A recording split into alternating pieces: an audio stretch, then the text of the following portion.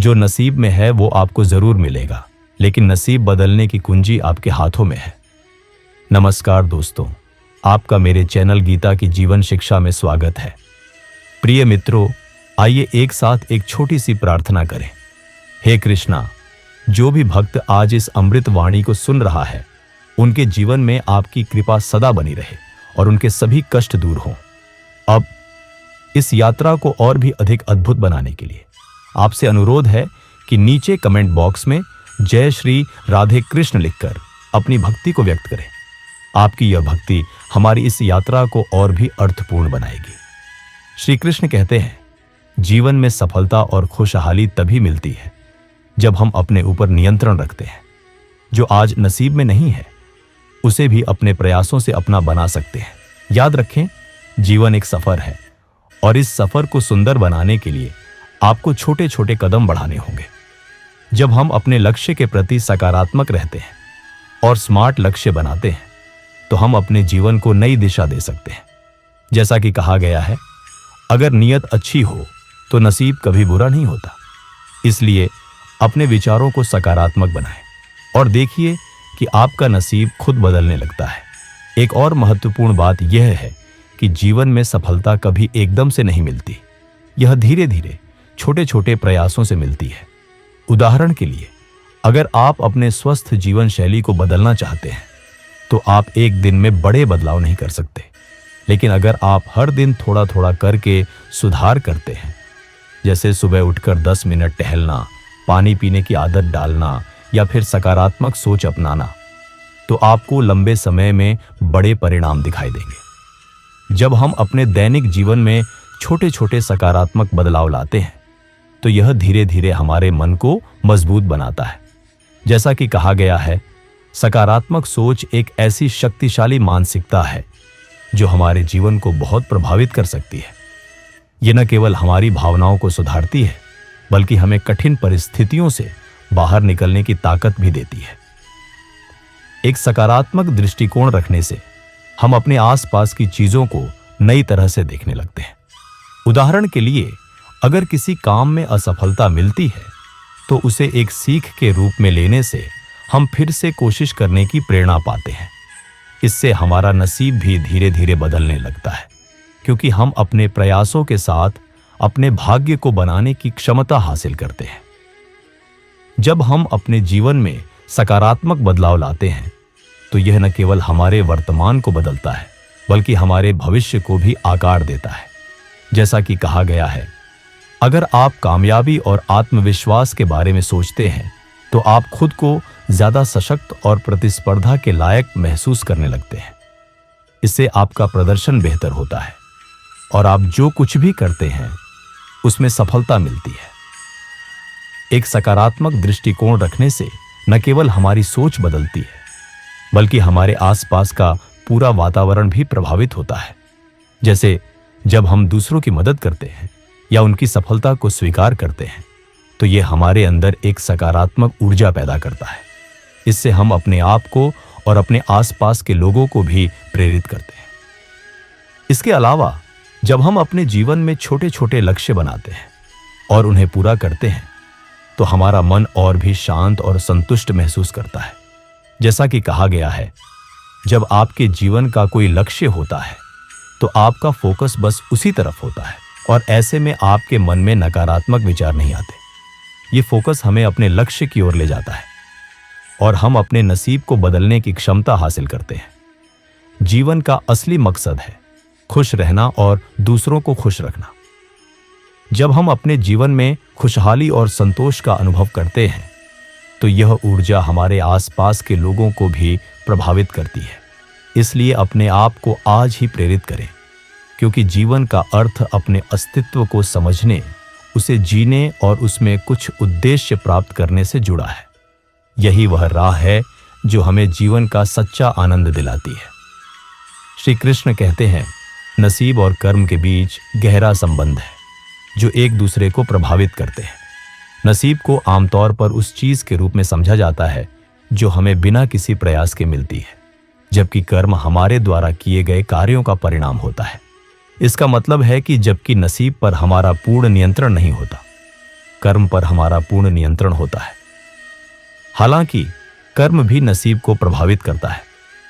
जैसा कि कहा गया है, कर्म ही भाग्य या नसीब का निर्माण करता है। इसका मतलब है कि हमारे वर्तमान और पिछले कर्म हमारे भाग्य या नसीब को आकार देते हैं। अगर हम अच्छे कर्म करते हैं तो हमारा नसीब भी धीरे धीरे बदलने लगता है। इसलिए नसीब और कर्म एक दूसरे से जुड़े हुए हैं। नसीब को समझने के लिए हमें अपने कर्मों पर ध्यान देना चाहिए, क्योंकि अच्छे कर्म ही अच्छे नसीब की कुंजी है।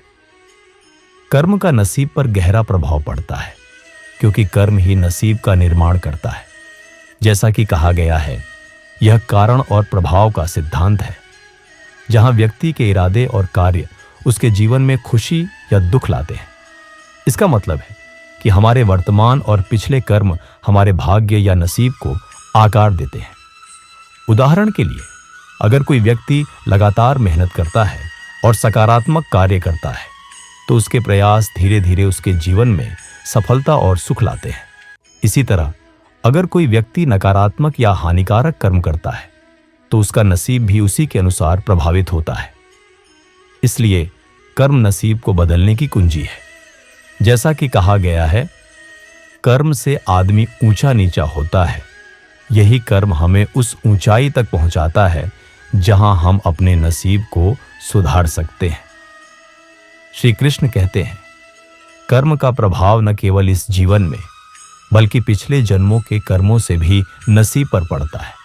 हमारे पिछले जन्मों के कर्म, अच्छे या बुरे, हमारे वर्तमान जीवन को प्रभावित करते हैं। यह मान्यता है कि आत्मा जन्म और मृत्यु के चक्र में यात्रा करती है और प्रत्येक जन्म में उसे अपने पिछले कर्मों का फल मिलता है। इसका मतलब है कि अगर किसी व्यक्ति का वर्तमान जीवन सुखद या दुखद है, तो यह उसके पिछले जन्म के कर्मों का परिणाम भी हो सकता है। जैसा कि कहा गया है, कभी हमारे कर्मों का प्रभाव इसी जन्म में तो कभी अगले जन्म में मिलता है, लेकिन मिलता जरूर है। यह बताता है कि हम कर्मों के प्रभाव से कभी मुक्त नहीं होते, चाहे उसका प्रभाव तुरंत दिखाई न दे। इसलिए नसीब न केवल वर्तमान जीवन के कर्मों पर निर्भर करता है, बल्कि पिछले जन्मों के कर्मों का भी परिणाम है। इसलिए अच्छे कर्म करना और सकारात्मक ऊर्जा बनाए रखना महत्वपूर्ण है, ताकि वर्तमान और भविष्य दोनों में सुख और सफलता मिले। जब हम कहते हैं कि नसीब पिछले जन्मों के कर्मों से प्रभावित होता है, तो इसका मतलब यह नहीं है कि हम पूरी तरह से उनके बंधन में फंसे हुए हैं। कर्म के सिद्धांत के अनुसार पिछले जन्मों के कर्म हमारे जीवन को प्रभावित तो करते हैं, लेकिन यह पूरी तरह से निर्धारित नहीं करते कि हमारा भविष्य कैसा होगा। जैसा कि कहा गया है, पिछले जन्मों के सभी कर्म संचित कर्म कहलाते हैं और उनका प्रभाव हमारे वर्तमान जीवन में धीरे धीरे दिखाई देता है। इसलिए हमारे वर्तमान कर्म भी बहुत महत्वपूर्ण है, क्योंकि वे हमारे भाग्य को बदलने की क्षमता रखते हैं।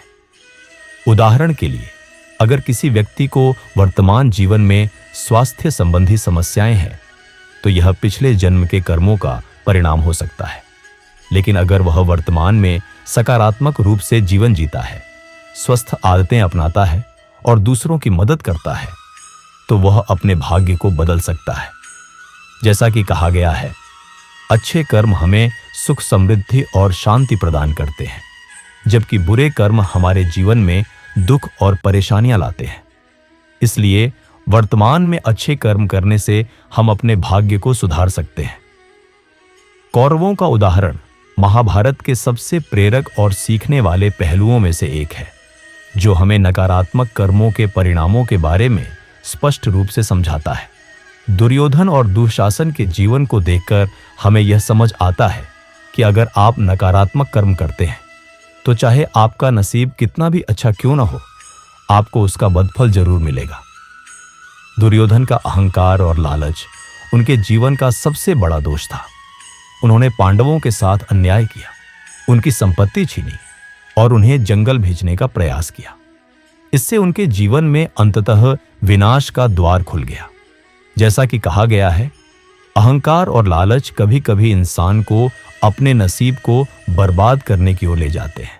दुर्योधन के पास सारा राज्य था, लेकिन उनके नकारात्मक कर्मों ने उन्हें अंततः खोखला बना दिया। दुःशासन का नाम महाभारत में उसकी निर्दयता के कारण याद किया जाता है। उन्होंने द्रौपदी के साथ अत्याचार किया, जो एक ऐसा कृत्य था जिसने उन्हें और उनके परिवार को अंततः विनाश की ओर धकेल दिया। जैसा कि कहा गया है, जो व्यक्ति निर्दयता और अत्याचार करता है वह अंततः अपने ही कर्मों का शिकार बनता है। दुःशासन का अंत भी उनके कर्मों का परिणाम था।